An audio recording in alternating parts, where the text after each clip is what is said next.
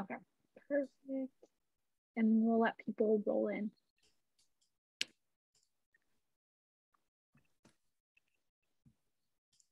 Awesome.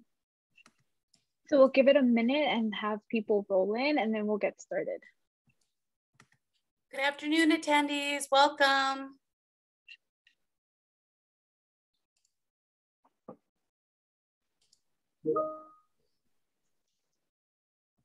Hi, Diana. Welcome.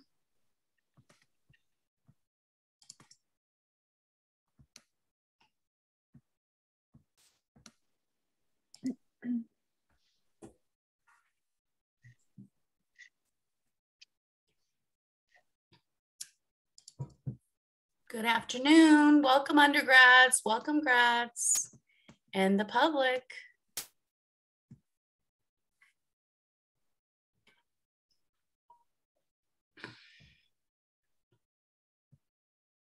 We're going to give some attendees a few more minutes, or maybe one more minute. Or should we dive in? I think we can dive in. Yeah. All right. Yeah. Okay. Awesome. Okay. So hi, everyone. My name is Carmen Zambrano, and my pronouns are she, her, and ella. I'm a first-year candidate for the Master's of Public Policy here at UC Riverside. Additionally, I am the Graduate Student Association Academic Affairs Officer for the School of Public Policy. This means I'm the liaison between the School of Public Policy and the GSA. One of my responsibilities was to activate the mini GSA at the School of Public Policy. Thankfully, this has been done with the help of our mini GSA officers here today. The reason we activated the mini GSA was to advocate for our cohorts and elevate our experiences as MPP students, while also staying up to date with the GSA organization. This is the reason we are here today, hosting our first event, the MPP Alumni Panel. A big thank you to our panelists for being with us today. Our cohorts are eager to learn about your careers, how you interact with policy, and any advice you can pass down to us as we continue our careers. So now I will do a breakdown of our event. First, we will have Criselda take lead in guiding our panelists through questions. After their discussion, I will step back in and ask questions from the Q&A box. Amari will do the raffle at the end, and we will have closing remarks by Criselda. A few housekeeping items. Please be sure to use the Q&A box feature for any additional questions. You can add those in at any time, but we will review them at the end. So we will not be using the hand raising feature, so make sure you take advantage of the Q&A box. We'll also be recording this event. It will be posted on YouTube so we can share it at the end. And thank you again for the panelists and our audience for being with us today. With that being said, Criselda, I invite you to get us started. Absolutely. Thank you so much, Carmen. Appreciate you and your efforts resurrecting SPP's mini GSA. So I am super honored to be here. I am also a first-year candidate at UCR School of Public Policy, working on my MPP. I am also SPP's GSA's recruitment chair and today's moderator. So again, very happy and honored of this student-led event and to learn about what our potential work and careers can look like, learning from our panelists. So I'd like to take the moment to ask, and we can start with Brian, your name, where you obtained your undergrad, your graduate, and what your current role is. Yeah, so as you said, my name is Brian Thomas Romo, pronouns he, him, his. I did my undergraduate degree at UCLA in political science and Israel studies. And obviously I got my graduate degree here at UCR through the School of Public Policy for the MPP program. Currently, I'm the Public Policy and Technology Manager for a nonprofit called the Inland Empire Community Collaborative, or IECC. We're a capacity building organization with about 90 nonprofits in the region working with us. And essentially what we do is we help other nonprofits in the IE not only be more sustainable, but to also aim to ensure that the collaborative work that's being done is rooted in ensuring equity and justice in the region, regardless of your nonprofit background. So I started 2 years ago as an intern right at the start of the pandemic, right before graduating. I was creating GIS maps for one of the programs that we oversaw called Family and Community IE. They're a small coalition within our coalition that works specifically on preventing childhood trauma, using evidence-based family education and policy. Then a few months later, I was officially hired on as our data management associate. So I was the third ever employee. We're super, super small. And basically I assisted in developing a lot of our technical infrastructure, helping in creating data visualizations in GIS. We wanted to really strengthen a lot of the grant proposals that we were going after at the time. Then a few months later, I was officially hired by the end of the year, and then we began working with nonprofits in the community on forming the IE Children's Cabinet, which is a cabinet made up of community stakeholders in both Riverside and San Bernardino County, including both counties' first fives, the IE Community Foundation, and a lot of other really big name players in the region that worked on supporting children, youth, and families in advancing health outcomes and racial equity in the region. So, and then after a year of working on that, after working on a diverse number of statewide and regional policy efforts and issues that affected children and families, I was then promoted to our public policy and technology manager, where again, I work a lot of my time now is that policy around children and families at the local level, at the county level, at the state level. And I've really had a wonderful opportunity to apply everything that I've learned in a really, really big way. So it's been a good time. Wow, that's amazing, Brian. I got so many questions already for you. Thank you so much for sharing, and starting with an internship and just working your way up there to now in this wonderful role. And it sounds like you guys can even build your own capacity. So very exciting. Thank you for that. With that being said, let's transition to Catherine. Hello, everyone. I'm Catherine O'Neill, pronouns she, her. I graduated from UCR in 2019. And prior to that, I went to UC Davis for my undergrad. My undergrad degree was in community and regional development, which I think only exists at UC Davis. But anyway, yes, I did my MPP after that. And then now I'm working at UCLA as a policy analyst for the Williams Institute at the UCLA School of Law. And what the Williams Institute does is it focuses on law and policy that relate to LGBTQ people. So I've worked on projects relating, like the topic areas are huge, but it's always about LGBT people in these different spaces. So it's everything from the educational experiences of trans people in higher education, so like community college through grad school, food insufficiency, the impact of voter ID on trans people's ability to vote, housing, eviction risk, all sorts of topics. And it's been really, really interesting work. And I love the people I get to work with. And I've built on a lot of the research skills I started in my MPP program. I've been here for about 2 years now. I started right before the pandemic. And I've since moved to Philadelphia due to my partner's career. And we'll be going to Penn for a PhD program in the fall. And yeah, happy to talk more about any of those topics as we go along. Awesome. Thank you so much for sharing your story. Wow, seems like you've gone all over the place. So that's very awesome. Yeah, thank you. Dr. O'Mary, please introduce yourself, of course, and where you got your undergrad and your grad degree, of course, and your current role. Okay, hi. Hello, everyone, and thanks for inviting me. I'm from Colombia originally, and I came here years ago to pursue graduate degrees in food science and technology when I got my master's and PhD. Originally, I got my college degree in chemical engineering, and I worked for quite a few years with the CSU system doing research and teaching. And actually before that, that's the reason we moved to California from the East Coast. I spent over 5 years working for corporate America doing research. So, but 2016, my life kind of changed. I kind of had to change gears because of personal reasons. My husband got really sick.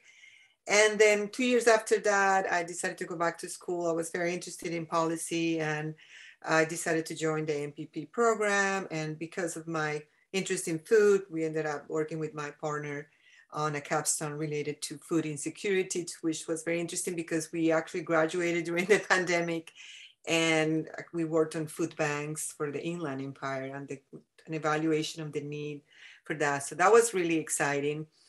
Then when I graduated, or when we finished, I had already committed to doing, I had been working on editing a textbook in food packaging, which is not really policy, but it is something that I needed to do. And I've been completing that. And hopefully by the time I finish that this year, I'm hoping to do something related to food policy, which is another passion of mine.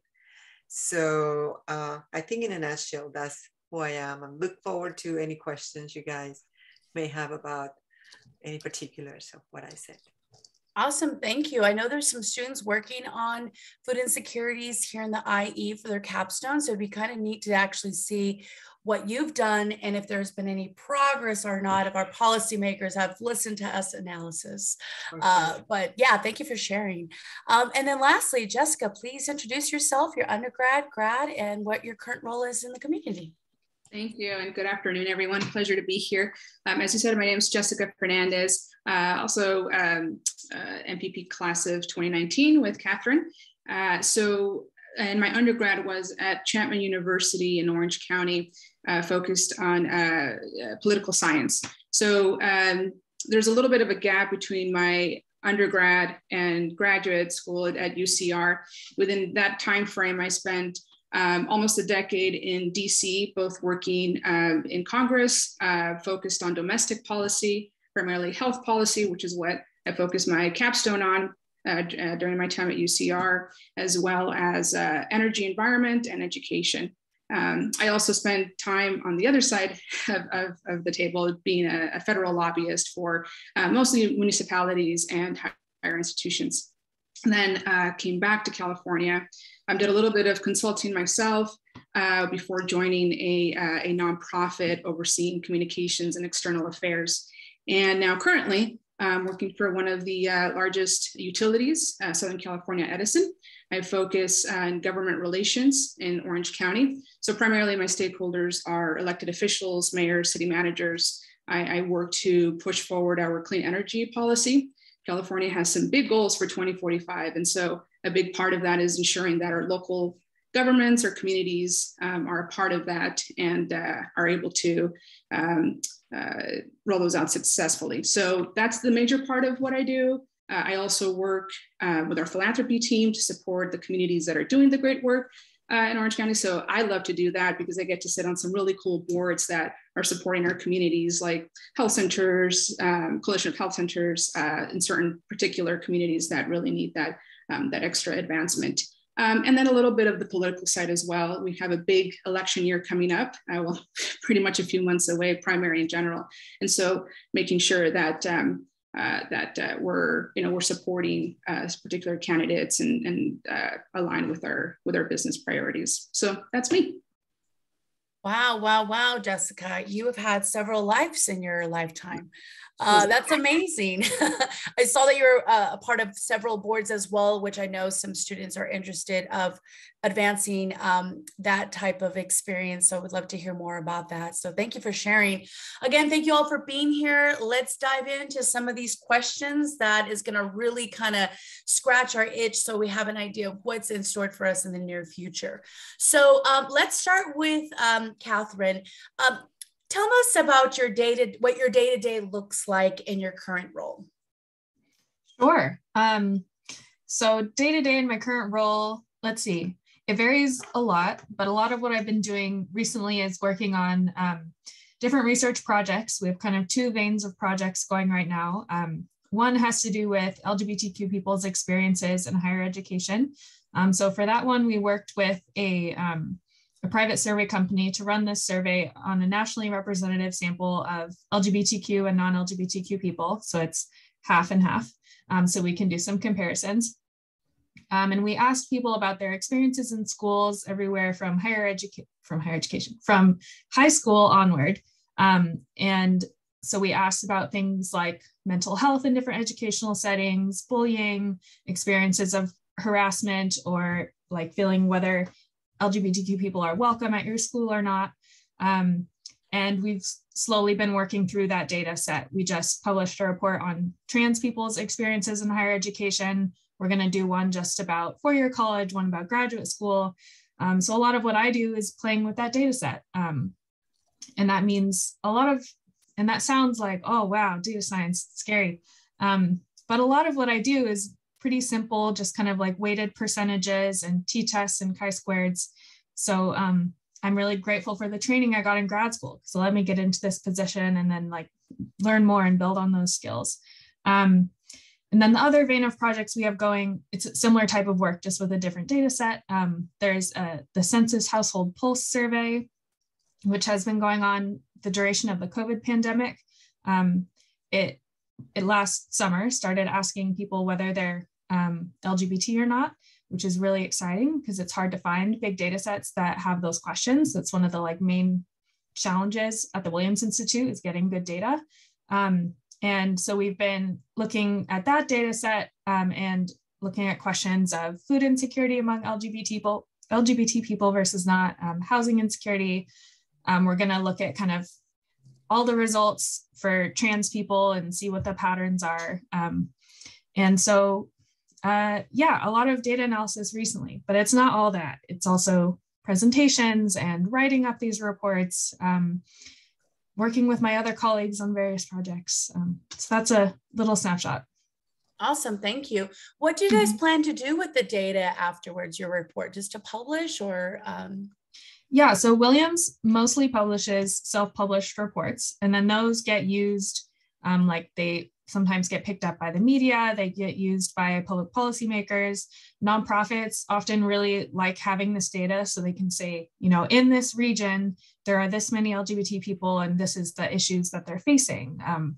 So for example, sometimes we'll do very regionally focused reports on just a specific state, or even we did a project just on Jacksonville, Florida, and the service providers in that area, can you refer to that report and say, you know, we need these resources for this reason, you know, evidence-based practices, basically based on the research we're able to do. That's awesome. Yeah. We'll keep the William Institute as a resource whenever we want to pull some data. So thank you for plugging that as well for us. Absolutely. Let's transition to Brian. What does your day-to-day and your nonprofit look like? So as you can tell by my title, we kind of had this conversation before we came in. I was public policy and technology manager, and everyone was like, what does that mean? Those are two different things. But it's true. I mean, we're a really small organization. Again, like I said, we're only 3 staff, including our CEO, right, of our nonprofit. And so I'd say like a third of my time is, you know, building out our technical capacity. It's, you know, updating our social media. It's, you know, putting together newsletters, things like that. And then another third of my time, I would say, is sitting down and doing research, putting together proposals for grants, putting together, doing a lot of policy research, especially within the children's cabinet. We've sat down, and there's so many brilliant and wonderful people in this room who are executive directors of nonprofits, of major organizations at the state level, who work at the local level, right? And they're all experts in their field, and just kind of synthesizing all of our meetings, pulling that together and saying, okay, what kind of policy can we implement from all of this? What are the things that we feel are super important? And of that, we looked and we said, you know, we want to look at mental health policy in the region around children. We know at the start of the pandemic, the you know, mental health problems among youth skyrocketed. It jumped almost 25% of youths actually attempting to commit suicide. It's like this really, really, you know, big issue that we were really scared of, and something that we really wanted to work with. And we also understood that San Bernardino County specifically can only meet about 16% of childcare needs in the region, which you hear 16% and you're like, that can't be right. Like that can't be something. Like only 16% of our children within San Bernardino County are going to have access to childcare, which means that that's another economic issue for parents. who can't go to work, right? They have to take time off of work or work part-time, right? That has huge economic implications on families in the region. And we've looked at, even housing for children, knowing that, above 50% of the children, based on like the before fourth grade, about 50% of our children up to that level, based on, the definitions provided by the state, are considered either at risk of being homeless or are homeless, right? Like that's a massive number. That's a really impactful number that really is jarring to think about. So again, it's collecting that data, presenting it to our team, presenting it to our coalition. I mean, like, what do we want to do with this, right? We worked with the Inland Empire Community Foundation, and we worked with CCRC. I forget what they stands for, but they Child Care Resource Center. And we even put together 7 different policy proposals. And, we reached out to legislators and we said, hey, these are the problems that we want to address. These are the things that we feel important. Here's our plans to make this better. Right. We didn't get anything in for this round of, the budget or policy making. But we know we have a foundation now of policies that we want to work on and that we're going to be pushing into the future. So that is a lot of my work now, and being able to address that it's just really exciting in a way that I didn't think I'd be able to do. And I'm really glad that I've had this opportunity to do this. Wow, Brian, I'm glad you've had the opportunity to do this as well. That's beautiful work and super informative. I'm starting to think like, can we reach out to you for some of this information to work with you or whatnot? But thank you so much for sharing that. I would think that that's pretty common in nonprofits. It's to wear several hats, but it's such important work that we continue to just be those community leaders and be the voice for the community. So thank you for IECC for doing that. Wow, Brian, thank you. Yeah, I feel like I want to end the webinar right now. That was powerful. So Jessica, please tell us what your everyday looks like. I know you kind of gave us a little background, but we would love to see what it looks like with the community as a board member or in the community as a legislative analysis or whatnot. So yes, please. Absolutely. I'll tell you, I'll take it kind of more as a week because I never have a day that looks the same. So that's, I crave that sometimes. But I'll break it down into kind of a few categories. As I mentioned earlier, kind of my key stakeholders are our local governments. I focus in an area in Orange County. It's kind of like the central and northwestern side. So those particular cities have a lot of, they're very diverse. And so is, one of the things that I face, again, my priorities is with clean energy, we're very focused on the electrification of transportation, of buildings, of making our air cleaner, right? But when you're talking to certain cities, sometimes the priorities, that is not a priority at this point in blank, to be frank. You're dealing with housing issues. That's not at a local level, but still rent, streets, infrastructure, that usually takes precedence over these issues. So a big part of what I do, this is in my title, the relationships, is making sure that I have a strong connection with the council and the city manager. And so that, what are their interests? What are their needs? That's at least how I approach my work. What are we working on? And where's that common ground that we can actually partnership and move initiatives forward that are multi-beneficial? So that's kind of my part in terms of what I do with our cities or local elected officials. On the community engagement side, that component, as I mentioned, I serve a few boards. That includes chambers, and certainly, for example, I sit on the North Orange County Chamber, and again, I mentioned the diversity of our cities. So one of the things that I focus on there is bringing my perspective. I'm a Latina, I'm LGBTQ. So, and I know there's a lot of business in this area that, there are younger entrepreneurs or entrepreneurs of color. How do we lift those stories up? How do we make sure that's part of, our future business? And so supporting the mission of business growth, but also making sure that all the voices are included, right? And so that's kind of what I do there with our, like I mentioned, I have a background in health policy. I also sit on the Coalition of Community Health Centers. And so this coalition has been around for 60 plus years. What they do is they bring that policy arm to community health centers. Usually they're just trying to get as many patients that have other kinds of other barriers to access.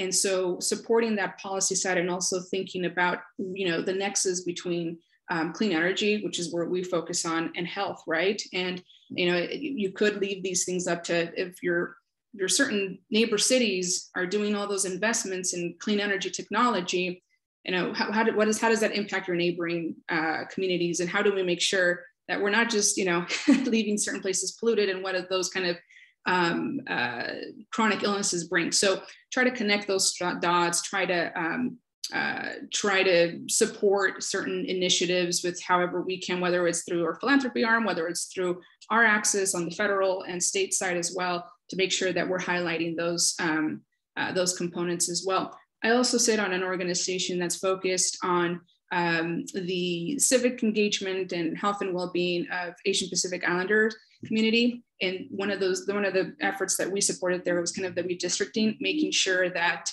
communities had a voice in that process, and that the lines were drawn evenly and fairly. So as you could see, like I said, there's a lot of different components. And then, on certain days, it's also, at the end of the day, it's a utility.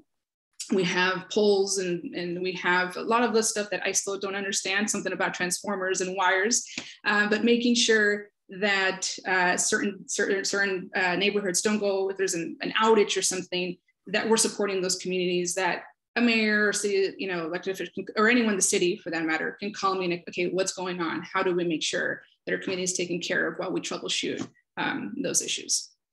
Wow, awesome. Jessica, I'm going to start calling you the bridge maker from now on. I love that you're creating those relationships and assuring that we connect people that might not be heard as much to be represented as well, right? So thank you for that. Dr. O'Mary, I would love to hear more about the chemical engineering and the food and all that good stuff, and how perhaps you mix both your backgrounds together. Yes. So currently, as I was indicating, since I'm working on co-editing, I have a co-editor on that textbook for Introduction to Food Packaging. I'm working on a chapter for regulation and safety of packaging. So a lot of dealing with the law, not only here in the US, whatever the FDA has to cover the permits for materials that are used for food contact, but also looking at what the European Union, Asia, South America, kind of like, I'm learning quite a bit because I'm more familiar with the FDA, but when it goes to other parts of the world, things change quite a bit. So that's been quite kind of an education. So I'm working on that chapter right now.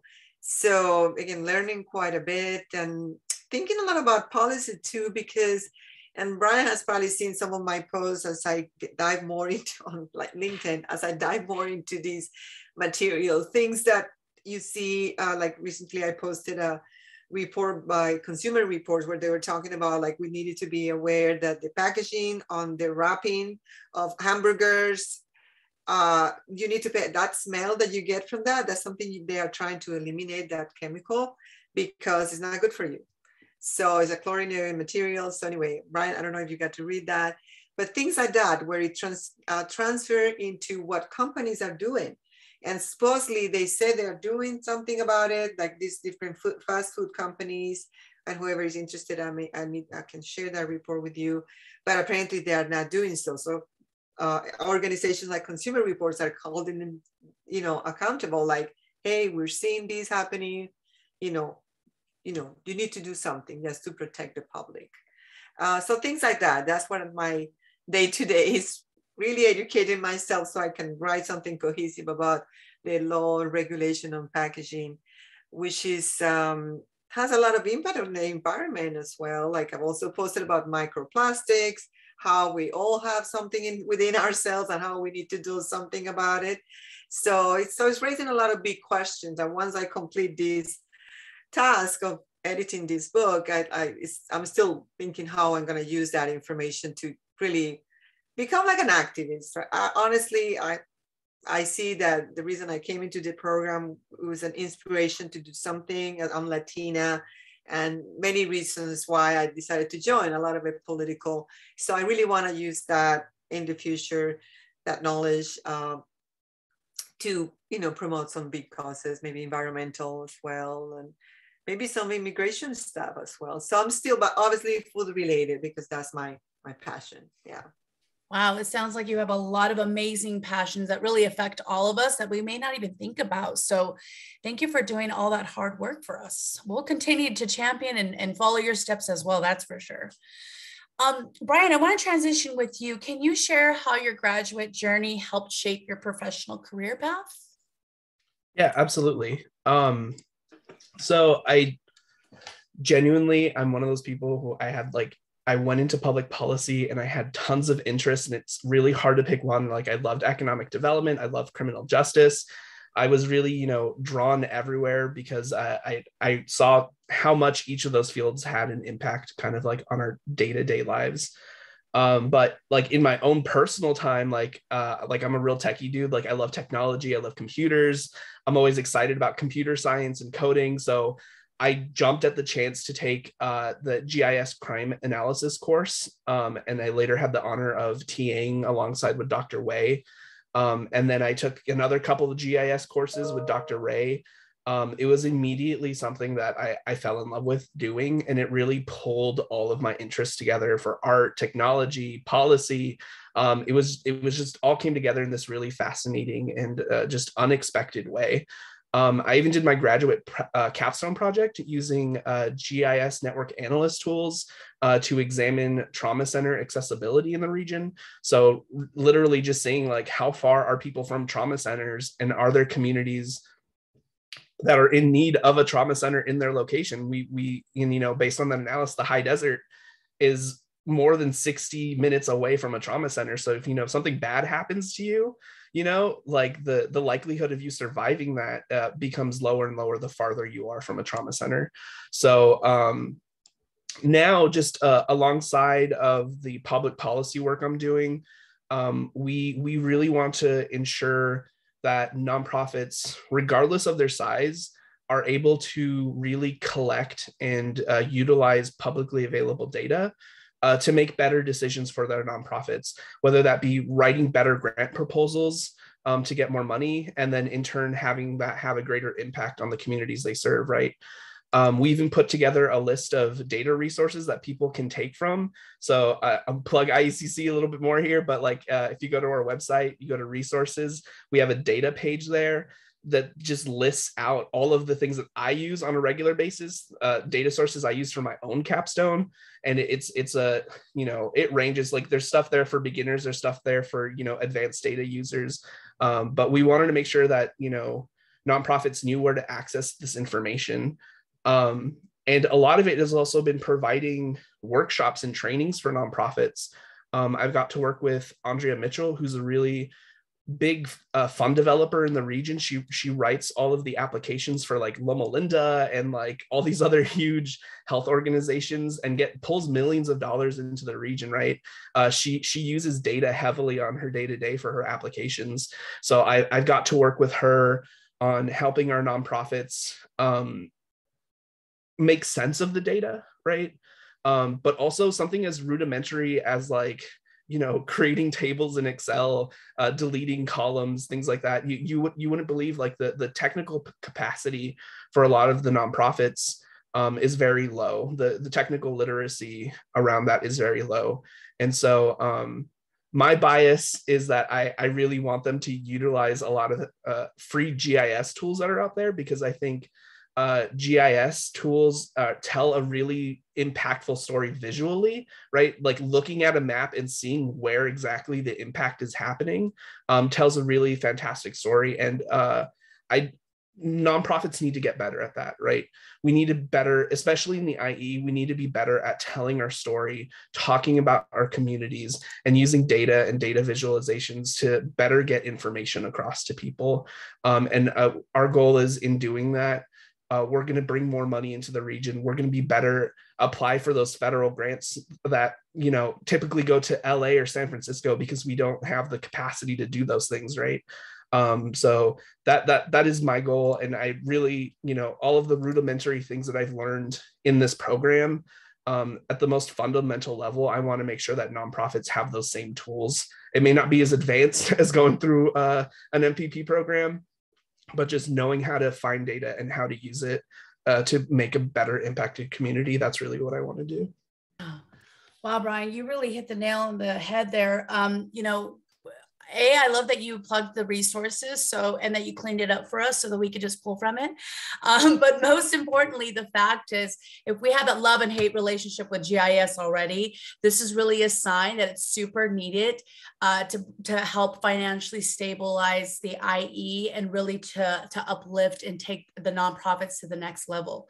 So I appreciate that insight. I love that. Catherine, please, by all means, tell us how the graduate journey helped shape your professional life. Although we already have a good idea, it looks like it's transitioning you on to the next step of your academic career, but by all means, how did it? Absolutely. And I'm glad you picked on me after Brian, because I'd love to add on to some of what he said. But first, as far as my professional career, so I went to UC Davis, and then I worked for 2 years actually as a academic advisor for psychology majors, so helping undergraduates navigate college. And while I liked that job, I really wanted to transition into something more focused on policy and research type of things. And the MPP absolutely is what allowed me to do that. So I did this degree at UCR. I knew I wanted to focus on like poverty and social policy and injustice type of research and policy work. And I really loved the opportunity to do that. And I was focusing on building like those quantitative skills, some of what Brian's talking about, like being able to work with data, learn how to do some like basic quantitative research type of things. And something that I have been thinking about is when I was in stats classes during my MPP, like they're hard classes, don't get me wrong. And they take work, and sometimes you need the reminder of like why, like how is this going to be useful in one's career, right? And something that I wondered at the time, and I know other classmates of mine wondered, was, you know, if a nonprofit or something is going to want someone to do stats, like don't they want like a stats expert? And I don't think so. I think like the amount of stats you get in the MPP is really useful, and just I think there's a gap between kind of what you do in a stats class. Like, you know, you jump into regressions and more complicated regressions and different types of like detailed statistical analysis. And all of that is really useful. But at a lot of these nonprofits, being able to just do descriptive statistics and do a chi-square testing, is there a difference between these two groups? Like that is enough to like get you in the door. And that information by itself is really, really useful. It's like half of what we do at the Williams Institute. And so if you're intimidated by regressions and all the fancy things you do in the following stats classes, like don't let that stop you from pursuing that route, because even the simple statistics are like really useful, and just that data literacy that Brian was talking about, you know, where to find publicly accessible data and how to kind of do those descriptive stats to be able to say, like, let me describe the population and describe the problem in a particular region. That is vital, and something that a lot of nonprofits are really interested in recently. Like when I was applying to jobs, that's a lot of what I was applying to was, you know, analysts for nonprofits to be able to analyze their programs or to use these public databases to apply them to the work that the nonprofit does. I think that type of work is really useful, and this degree absolutely can point you in that direction. I love that. I feel more inspired, and I'm sure other cohorts here feel that same way. Thank you for that. For time's sake, we're going to move on to the next question. So we'll have Dr. O'Mary answer this one. Can you share any internship or other experience that may have helped you land your career opportunity? So when I was getting my bachelor's in chemical engineering, I was able to do a couple of internships with a multinational company that to me helped me quite a bit landing the job that I got after I graduated. Actually, it was technical sales and I was doing research for my internship, but kind of gave me a sense of what industry was like, because in college I didn't have no knowledge of that. So that was really helpful.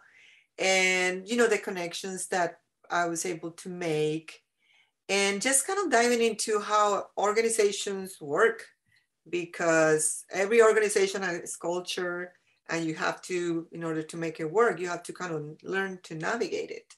So that was actually something that having done the internship was kind of gave me an introduction of what things could be, although like I said, it could change from an organization to organization, but it was a good experience that helped me later when I got my first job doing technical sales.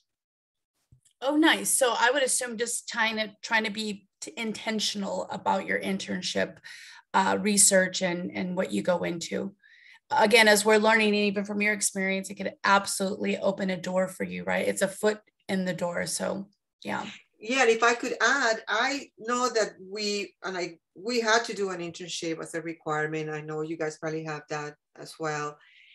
But don't stop there. I think the more you have a chance to, even if it's on a volunteering basis, when you don't get paid, by all means, because it gives you a sense also to kind of confirm your interest, because you want to go and do something you enjoy. I know you want to get paid as well, but you spend so much time, outside of your house. Well, you work from home, that would be also a possibility. But anyway, you work so much, you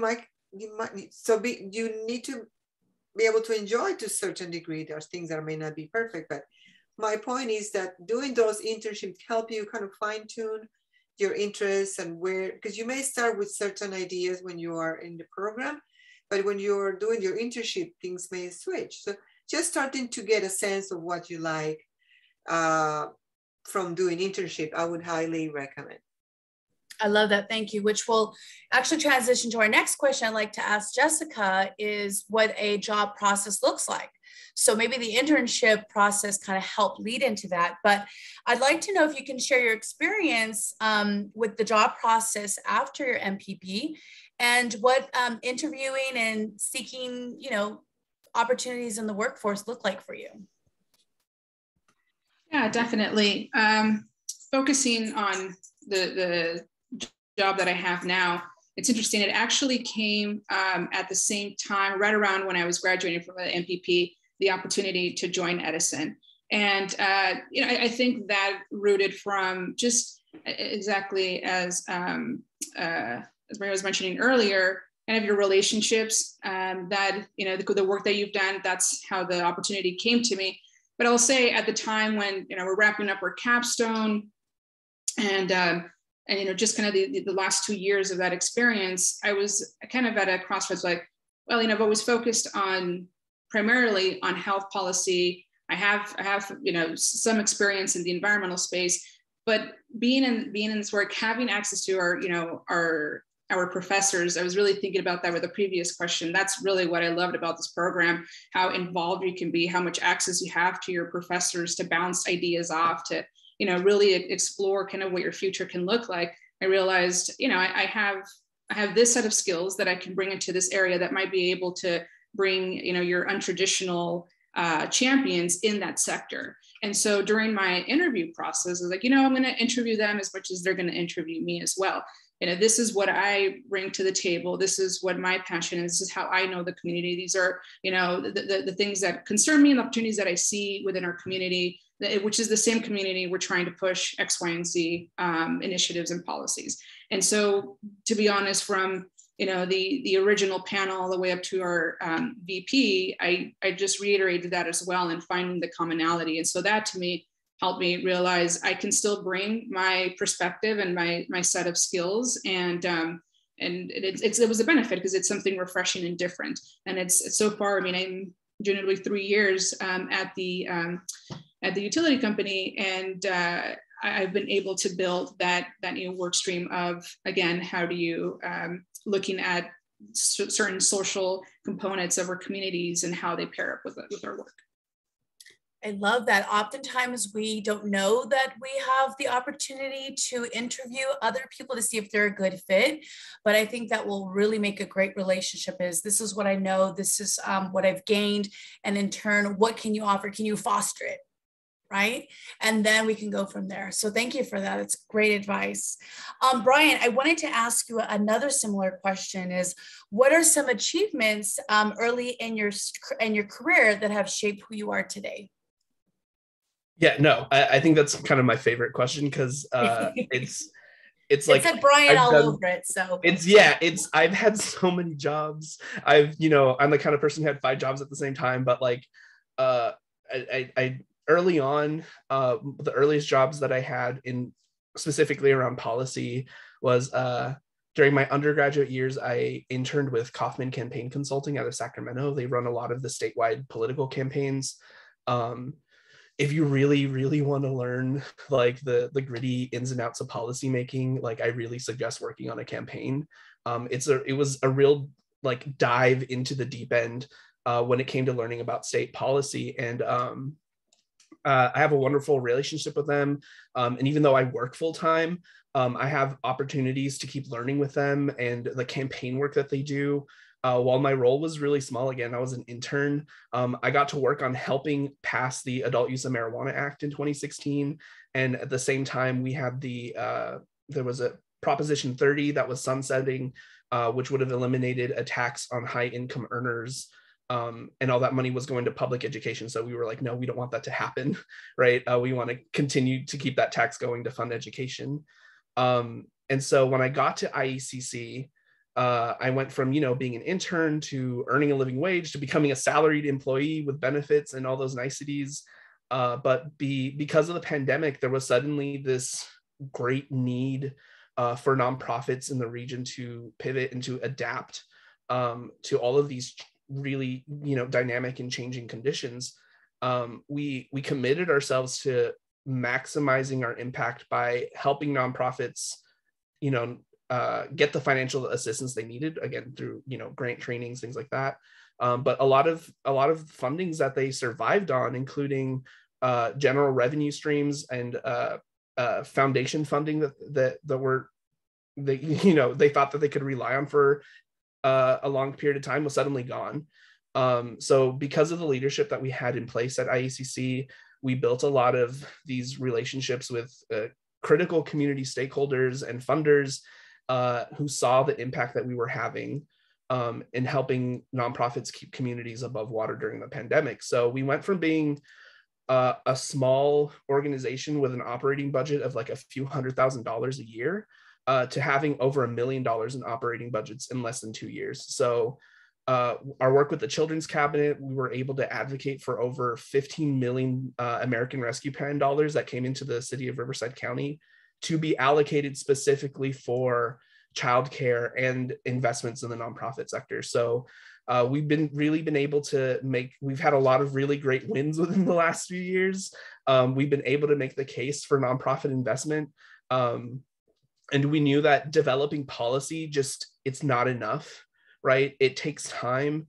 You have to put in the work of actually advocating for the policy change that you want to see.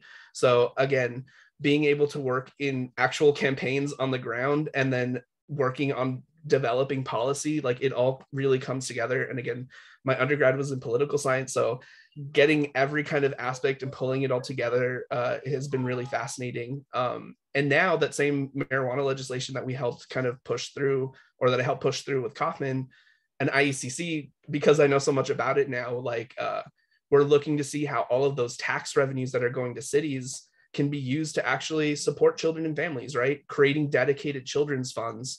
We found out that a lot of the money that comes in from tax revenue around cannabis is going to the general fund and just being used for whatever, including, more policing or, supporting programs that are already existent.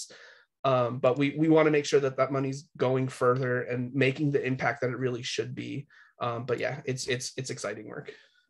That's very exciting. Again, starting as a volunteer, getting that experience, being thrown in the deep end. I have a taste of what that looks like, but more so now in your current position, actually to say, hey, let's circle back to it and see if it's actually doing what it's supposed to do, or be, keeping our eyes on that. So I love you sharing that experience.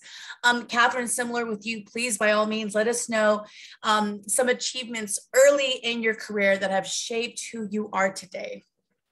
Yeah, that's a great question. I feel like I still am early in my career. So every report I get out the door feels like an achievement. But on the other hand, like some things during my master's program, I think were like really useful and helped me like get into the position that I currently hold and move on to the next steps too. Like my capstone project, I worked with the Riverside Community Action Partnership and helped them do a survey that they do every 2 years about the needs of the people in the Riverside County. And doing that project from developing the survey to they implemented it to we did the analysis and wrote the reports, that was really, really educational and really useful and absolutely reflects some of the work that I do right now. So all of those things, and yeah. Thank you for sharing that. In fact, everybody's sharing and dropping some names because we are currently looking for some internships for this summer. So this is super duper helpful to give an insight, what it looks like, whether they are a great environment to work for, if they can foster mobility and all that good stuff. So thank you so much for sharing. Dr. O'Mary, I wanted to ask you another interesting question is, what are some challenges you experienced early in your career that have shaped who you are today? So any challenges that shaped who you are? Oh, well, keeping in mind that I traveled out of Colombia to pursue my graduate degrees here, so I had to kind of transcend the cultural differences, which at times were, challenging. So which that is was great because we have international students as well, right? Or yeah, who are first generation here. So just kind of like the way you do things in your home country compared to how you do things here, you have to kind of adapt quite a bit. And so just kind of stepping up to that challenge. I also found that, like I was saying earlier, every organization has its own culture, and kind of learning to navigate that sometimes I found early on was a little challenging. So the way I kind of compensated for that or helped was trying to find mentors both internally and externally to kind of help you navigate, because you may have the best intentions sometimes, but they may not be what is suited for the situation you may run into. So just to make your life easier, just try to hear from other people just so that you can have an easier time, because it's going to be always, you need to adapt to the different cultures. So I feel like having that experience, what I did back when I was still in academia was I was very intentional about mentoring my students. I think mentoring is something we all can do. We are here where we are because somebody helped us to get here somehow. So passing that to another person, help in whatever way, service is a big thing for me. And that's why I'm here, took the time to be here to share my whatever experience I could share. So definitely mentorship was a big thing for me, seeking it out. And then now in whatever way I can, I like to give it out. And nonetheless, I still ask for advice from, some of my colleagues on different situations that I ran into, but it's a give and take, basically. Yeah. I love that I asked you that because, again, I know that you probably experienced several challenges, but it's good to give hope to some students who may feel like an outsider and may not have that connection, but to not give up and to find that mentor as you were giving advice to. I love that. Jessica, I wanted to ask you a different question. I know that you work with policymakers. You've worked with them in your past career. You're working with them through a private lens. So the question is, what are some tips with working with policymakers? Absolutely. Well, not all are going to be the same, right? But in my experience, whether it was on the federal level or more local level, different sides of the aisle and different backgrounds, what has served me, and this might sound, I don't know, a little cheesy, but it's always been, I know that I can't control the outcome from another individual, but I can for, how I approach things and who I am. So what has served me well and credit kind of the goodish reputation I have, pardon me, is really to always be a straight shooter, to be honest about kind of the intentions. We're not always going to agree on similar things. As a matter of fact, I had a stakeholder who recently was on the opposite side of an issue that we were really passionate about. And, I was like, whoa, this is a big deal. It's a high level thing. What do I do? I met with them. I learned kind of what the issues that they cared about and how that related to this issue. And I made sure I highlighted that and said, at the end, you have a responsibility, it's your career. I just want to make sure that you realize these data points. And again, be transparent, be genuine.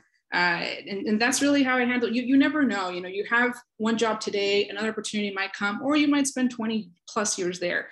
Your brand, your reputation is of most importance. And so again, for me, it's always been, if the way that I do work, it's knowing me and try to be transparent, try to be honest, remember that it's that moment and then it'll pass. So it's never worth jeopardizing anything to get that instant win there.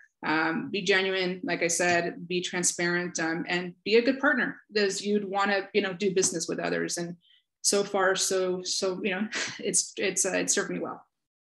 I love that. Thank you for sharing that. I will absolutely take that to heart for sure. Thank you. I want to ask one last round of quick questions before we transition to the public Q&A. This is slightly off the script, but I have to know, what was your favorite class and your maybe not so favorite class in the program? We'll start with Brian. No, I didn't want to. Oh, okay. Okay, let's see. You graduated now, so you're okay. You can speak publicly. I just love everyone so much. I don't want to. Okay. And that's obviously. Maybe you enjoyed and loved them all. That's all right too. I mean, obviously, GIS has done wonders for my career. Like, I loved it so much, and being able to learn all of that. I think Dr. Ayon's class on immigration was really moving and really, one of those courses that I take with me, and I think it's in conjunction with Dr. Link's class on like moral philosophies and things like that in public policy. Like I take those things with me, and I make sure that they're, again, cornerstone to what I believe in the work that I do. So I think those were probably the most impactful for me. My least favorite, it wasn't my least favorite, but it was one of Ray's GIS classes. I think it was just one of the hardest things that I've ever gone through. It was so challenging. I mean, I made it through at the end with the help of my classmates, but like it was a lot of Python and a lot of all those other fun tools. And it was really, really hard. Like, there was a lot of value in it, but oh my God, it was probably my least favorite thing to do. Thank you so much for sharing, Brian. I think most of us can probably agree to that. In fact, I'm going to transition to Catherine. I feel like you may share some of those sentiments, but again, what is some class that you absolutely love, and one was just challenging and you're probably happy it's over? Yeah, definitely my favorite class was with Dave Brady's class on global poverty. That's my topic. I love it. I think we don't talk about it enough. Just the way that we talk about all these inequities, health inequities, education inequities, all these problems. And to me, they're all rooted in poverty and all rooted in like class problems. And we don't pay people enough, and we need more unions and all these things. And so I really love that class and the theories of poverty and all the research behind it. I want to do more of that in my own work in the future. And then as far as least favorite, I don't know. Like, yes, some classes were hard. Ray's GIS class was difficult. But I don't know. I don't think like there's one particular least favorite. They were all useful. Awesome. And for the record, we're not saying that these professors are our least favorite. That's for sure. We love our professors. It's this information is new and challenging, but it's super useful for us as we're knowing out in the public. So Dr. O'Mary, same question for you. What is something that really stuck to you, and what is something you're just so happy you don't have to ever look at again? Well, little disclaimer here. I transitioned from more like the technical and scientific kind of approach to thinking to more like the humanistic. So that was a big wake up for me because, and I think, and I would say that I really enjoyed most of the classes, and the ones that I didn't enjoy as much, maybe the difficulty, we were talking about GIS, which is funny because for my capstone project, we did GIS, and I honestly, I was determined to kind of learn more about it. But I would say that one of the favorites that kind of jumped to mind are two, same like Kathy, Dr. Brady's poverty class. It really opened up so many, with all the reading we had to do for that class, it was crazy, but there were so many things that I didn't know, the Great Migration and all the things. I had no clue because I didn't go to school here, college. So I didn't have to take any of those classes before. So that was interesting. And also Dr. Ling's health class. There was that one we had to do on a virtual basis because we were already on the pandemic, but it was some interesting discussions. So again, I would say the other ones, the one that would again jump to my mind was GIS with Dr. Ray, because I had not done any coding in so many years. So it was like, I was like, I'm so sorry. Excuse me. It's all good. Hold on one second. Sure, no worries. This is a good opportunity to remind the audience if you have any questions. That he was a participant too. So sorry about that. Well, he was feeling your pain. The GIS, again, it was hard. And I even took Dr. Wong's class on Wade's class on the crime. Brian helped me quite a bit with that. But I would like to put a plaque on, I know you guys are struggling with that. But again, it's a good thing to learn GIS. I'm sure if you stick with it and learn some basics, it can open some jobs for you. And there's a particular application that maybe you guys don't know about that I was really fascinated with, that may be more user-friendly using maps, called the Story Map. Are you guys familiar with the Story Map? And I apologize, I wasn't planning my dog doing this now. The Story Map, are you guys familiar with the Story Map? Yes, I am. Yeah, some of you guys probably not, but I've been seeing in like newscasts where they're showing you images and the news. So it's within the GIS that you may want to even consider presenting your capstone using that. It's pretty cool. So I think with that being said, I should probably mute my microphone so my dog doesn't bother you guys more. I'm so sorry about that. And we'll have Jessica share the same question. Yes, please. Yes, yes. All righty. Yeah, I think I share the sentiments of the others here as well. I absolutely loved actually Dr. Ling's, social determinants of health and focusing on that, Dr. Ayon weighing as well. I think, for me, I looked forward to coming to these classes and just participating in the dialogue, Pedraza as well on the election process. You just, having seen a little bit of that, and then just really being able to dive more on the academic side and the discussion with fellow students. I think I loved our cohort and the different kinds of perspectives that everyone brought. So that being encouraged by our professors, and that's really what I have taken away, to be able to dive deeper into those issues that I care about. In terms of the complicated ones, I was also in that JS course. I do remember Professor being very patient and walking us through and doing it as a class. And so even that, sure, it's like, what are we doing? But we were doing it together. And I think there were just, different things that we were learning. So, again, might be cheesy, but taking the positive, optimistic parts of the whole experience was, is what stuck with me years after graduated. Awesome. Thank you so much. But I also love the idea that most of the folks here are still working with GIS now. So Thank you all for sharing. I'm going to transition to Carmen so she can do public Q&A. Thank you everyone for sharing. I noticed there were some questions already answered. I think the audience can see the answered questions already. Thanks Brian and Catherine for answering those. There's a question for Catherine here. Well, first go to Jolene's question for Maria. She wanted to know, how's your daughter doing in SF?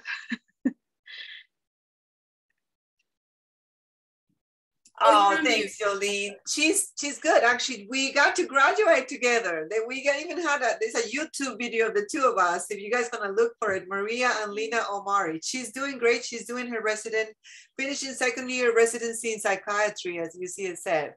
But she's a UCR graduate. Like I said, we both graduated. She did with her medical degree, and I got the MPP. But she's good. Awesome. Thanks for the question. That's awesome. Thank you for sharing. And then there's a question for Catherine. It says, are there any LGBTQ plus advocacy organizations in Southern California or in the IE that you recommend looking into for internships? That's a really good question. I've been trying to think. I'm going to do a terrible job. We work with a lot of different orgs. A lot of them are national, which is not, like, I'm sorry, they're not local, but like they are also doing a lot of internships, and a lot of them are remote. So you can do that. One local org that we work with a lot is the Trans Latina Coalition. It's based in LA, and they are wonderful. I don't know if they have internships. And then there is the possibility of volunteering with the Williams Institute. If you email the General Williams email, we've had a lot of volunteers come and go. One of them is now a policy analyst, same position as mine. So definitely reach out. You're welcome to contact me or Williams in general. We're pretty good at replying. And those volunteer positions do exist.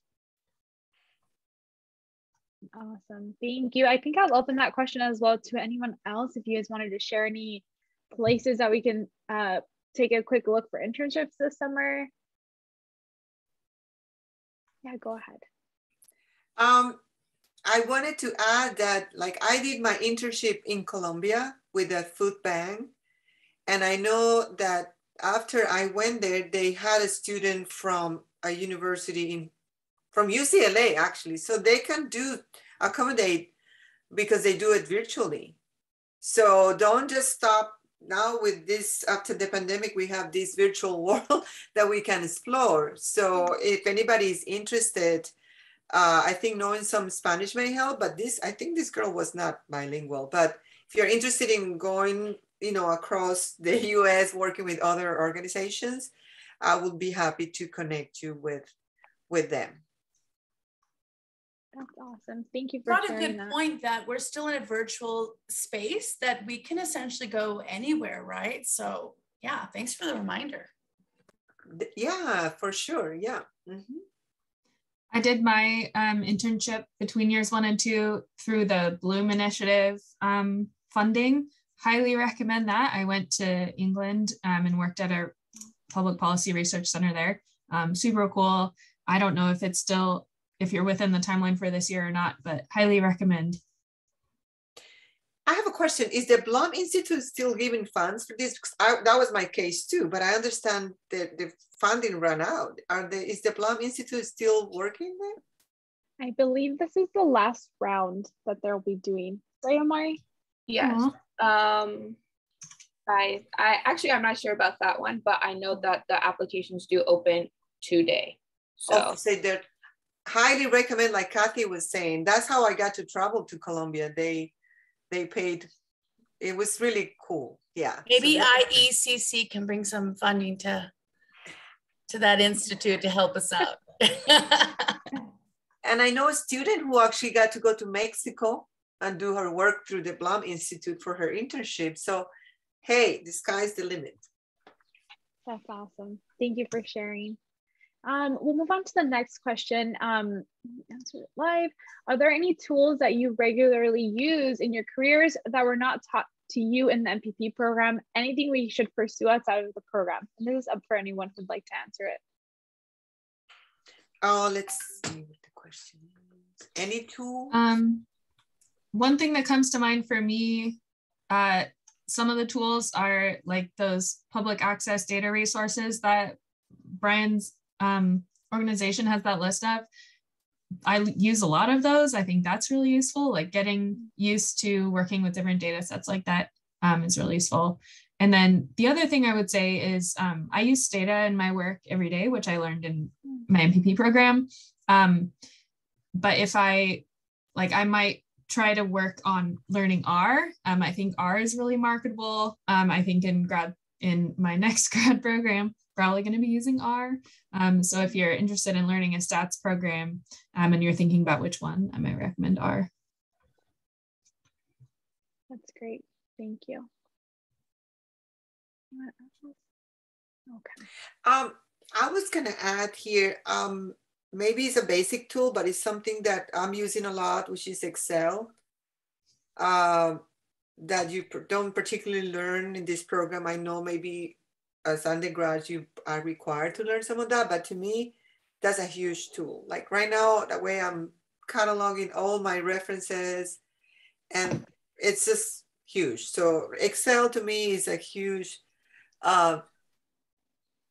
skill that you need to, if you are not comfortable with it now, it's good to get to comfortable with it because it would be useful. And, managing data and doing other manipulations. Yeah, I second that. Including regression and other types of descriptive, You can do some basic stats there. Yeah. But becoming familiar and comfortable with Excel to me is important. Yeah. So I'll add a little bit there. I'm more on the external facing side, and what's very helpful is to be able to break down the data for your stakeholders. One of the things is being able to, whether it's a CRM or Excel, and using tools like Power BI to be able to kind of package the information for your more general audience or your target audience has been helpful to me. So it's something I'd like to spend more time in being able to strengthen that skill, but seen it to be helpful for me. Awesome. Great words of wisdom. Brian, is there anything you'd like to add? I saw you hesitate a little bit. No, it was just, Power BI is a really big one. One of those big tools, like a lot of the Microsoft suite of products. I can say because we're a nonprofit, Microsoft offers a lot of those tools for free for nonprofits. So I've really hit the ground running, trying to learn a lot of it, like a lot of their automation tools, a lot of their Power BI tools. They're really helpful. I know people within our cohort as well who've gone on to other jobs have used Power BI heavily. Some other tools that I'd want to call out specifically is Census. Learning how to use the Census website is, oh my God, it's a whole thing in its own. Like it's really complicated. It doesn't work half the time, or it's really finicky, and you have to, it's like slamming your TV when the antenna goes out, right? Like that's what it feels like using the Census Bureau website sometimes. And so really just dive into there and figure out how to use that. But I mean, I use other tools. Again, like Catherine said, I threw a list from the IUCC about these are personally like all data sets that I use. These are tools that I use on my day-to-day. Like UDS Mapper is a great one. So if you're interested in health policy, it's a wonderful tool to pull data, again, GIS kind of centered. And one of the big one is the new California Healthy Places Index.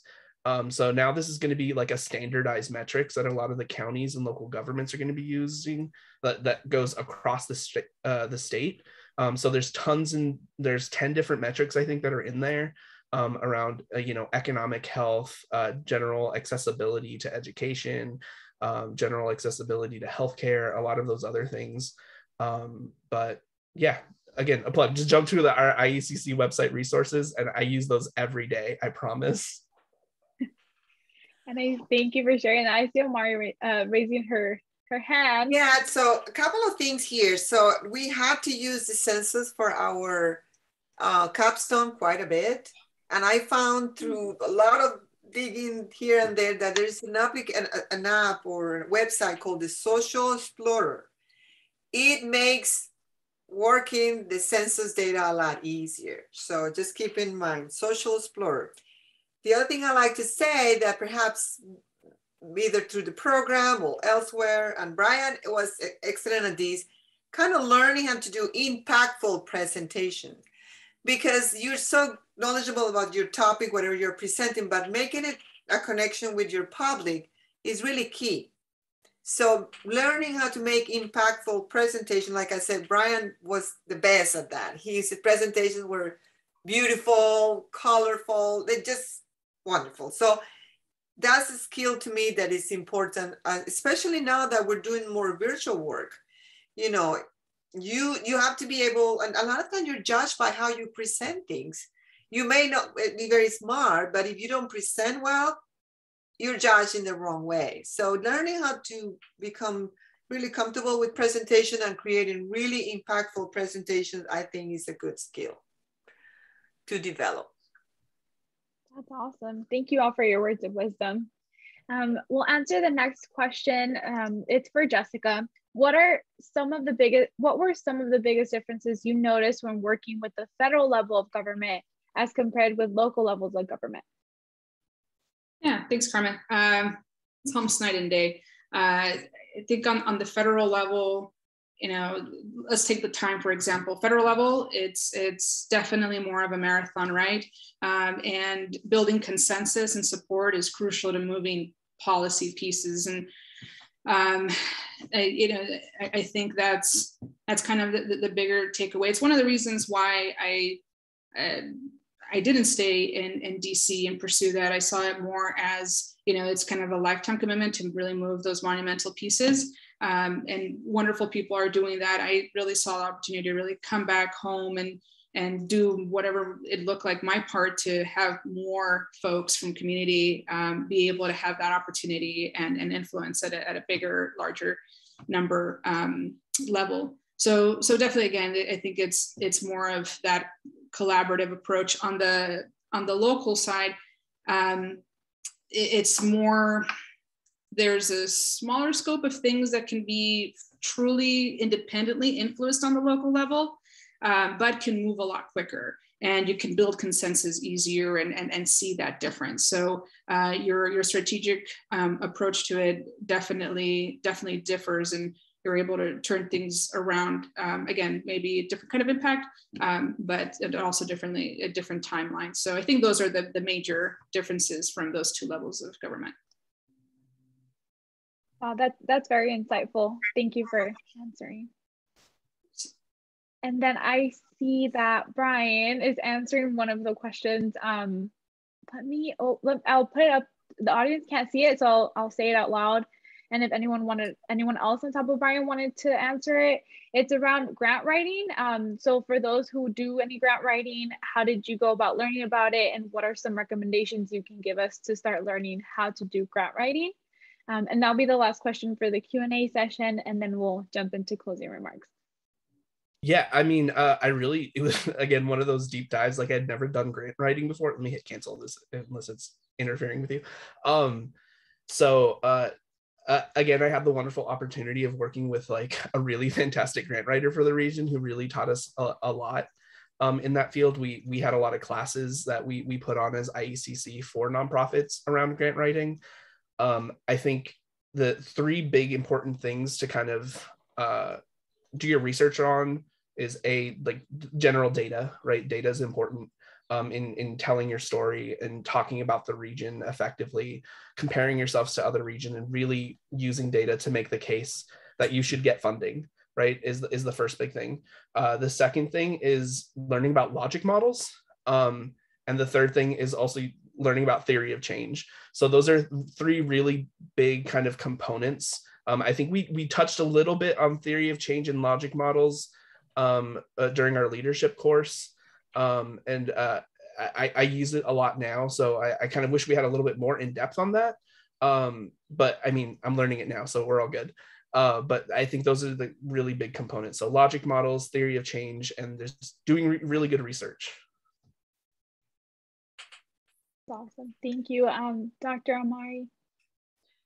So actually, don't lose sight of you guys having the ones that are in the program. You have excellent grant writers among your professors.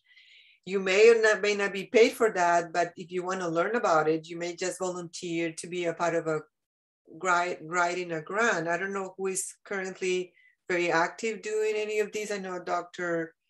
Dinari is one I know who's very prolific, but just go around, talk to your professors, and it's something that is going to be a great resource to learning how to do that. But you have a lot of good resources right there with some of your professors there that be willing to let you take a stab at maybe even a portion of it, doing the lead review, perhaps, doing the costing, because that's another component there. You have to evaluate the cost, the budget, things like that. Some of you guys may have economic background. So anyway, but just trying to be a part of that on a volunteering basis, I would highly recommend to learn how to do grant writing. That's definitely been brought up in our cohort and what we'd like to see from the program. Carmen, shall we transition? Yes, thank you. Thank you, everyone.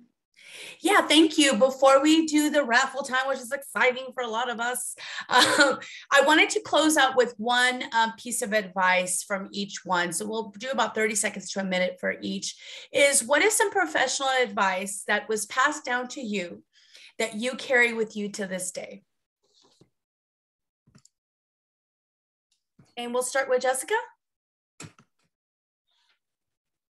Some professional advice. Okay, well, I'm going to do two. Actually, I'm going to take some advice my mother gave me from, when I started school. And I was a very shy student, still a little bit of, introvert, even though I have a very extroverted job. She always said, go in there and just be your best. You're not, don't ever feel you're more or less than anyone or anything. And that really, through college, going across country to a place I've never been, in a world I knew nothing about, that served me well. And my mentor in DC, always encouraging me to be true to myself. There was one particular job that the more I learned about it, the more I realized it wasn't aligned with my values or, kind of just me in general. And my mentor told me, the awesome thing about this is that, your values are can't be compromised. And that's a great thing. So take that and, pursue what's genuine, what's real to you. And, took that situation to a positive one. It's like, okay, I know who I am. I know my values. I stay true to that your navigating star, if you will. And that's served me well, whether it's a small little situation I'm in or a bigger decision to make. Those two things have really guided me. I love that. It's a great way to ground yourself in those situations. Thank you for sharing. Dr. O'Mary, what do you got for us? So this may sound cheesy, but I think, and wasn't really like advice, but something I've learned. And I know we've lost some of it because of the way we get the information is like in clips, but read and read and read and read, reading and reading. And I know sometimes we don't make the time, but for me, I just, reading is such a huge thing. And, and all of us, we keep learning as we go along. So not because you're going to finish your MPP, you're going to stop learning. You still have to educate yourself. Like I'm educating myself now on all these regulations for this packaging law as I prepare these chapters, but it's just you have to be adept at reading and gathering the information. I know sometimes reading technical information is kind of hard, but learning kind of the tip how to extract what you need depending on what you're writing or want to gather from there. But just reading. I love that. Important. Yeah, super important to be informed and know how to respond, how to look at misinformation, disinformation. Great advice. Thank you. Good one, yeah. Catherine, by all means, please share some professional advice that's still with you to this day. Sure. I was trying to think. One thing that I remember, especially coming right out of my MPP, as I was applying to jobs, it's a brutal process. And advice that I think served me really well was, apply to things you don't you think you're not quite qualified for. Like if you've got 3/4 of the qualifications, apply. If they take you, it's because they believe in you. They've seen your resume. And there's all sorts of like gendered things around, you know, certain people are less likely to apply to things if they think they're not perfectly qualified, whereas others are just full of confidence and will apply to whatever, even if they're not qualified, right? So take the chance, turn in an application for something you think you're only 50% qualified for. It's worth doing and you'll be surprised at what you get, like even my current role. And related to that, like fight the imposter syndrome. Like everything looks more intimidating from the outside than it is when you're doing it.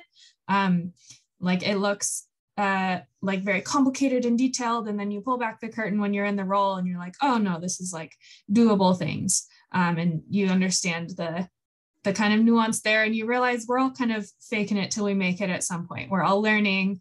Yeah, I think like being aware of that and challenging yourself, you can do more than you think you can. I think that helped me a lot early on.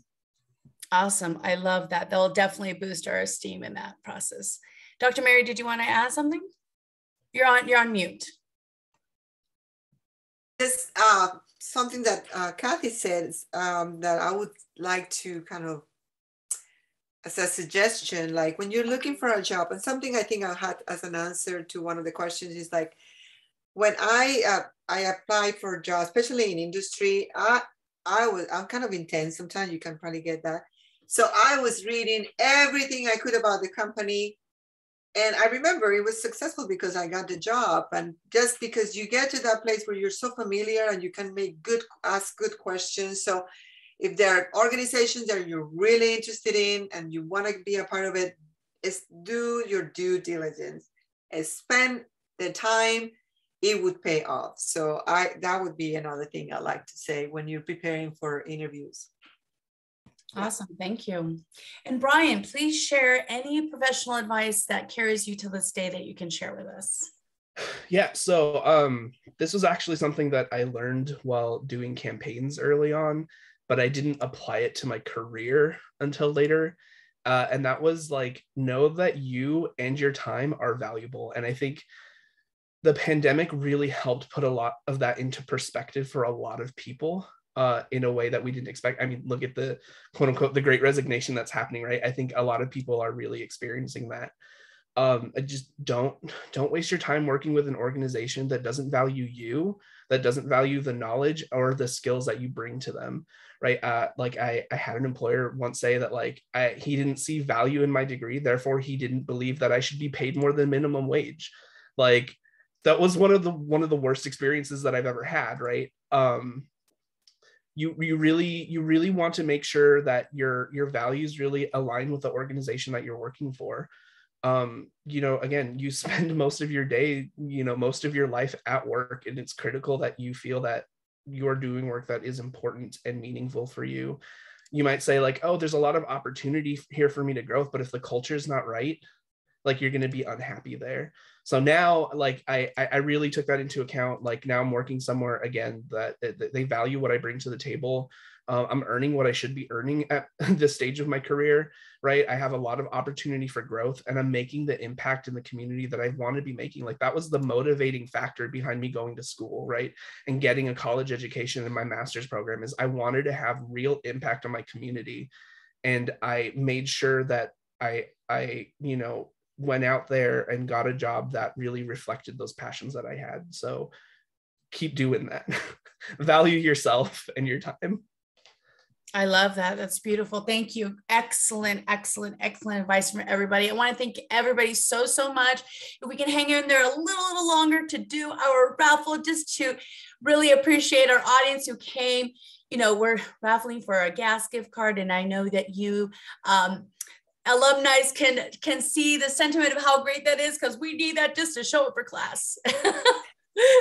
So Amari, shall we share screen and get that going and then close it out? Yep. Thanks for your guys' patience. Okay. All right, audience, everyone's name's in there. There we go. Woo! Oh, barely. Oh, congratulations, Nancy. And Nancy, please send me directly your email so I can reach out to you. We're doing a one more, correct? Yes, ma'am.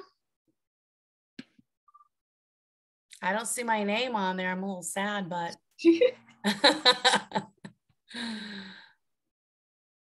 Hey, Lauren. Congratulations. I love being part of SPP's mini GSA because we get to, again, do events like this, having folks who've already walked in our footsteps to give us the advice, give us the hope, share those sentiments and those struggles and say, keep on moving forward. So on behalf of our UCR SPP's program and also the mini GSA, I want to thank you all for your time. Please come back, please share with us again. And best of luck of what you're doing in the community, doing amazing, amazing work. Thank you all. Thank you. Thank you, guys. Have a great Friday. Bye. Thank you. Bye. Bye-bye.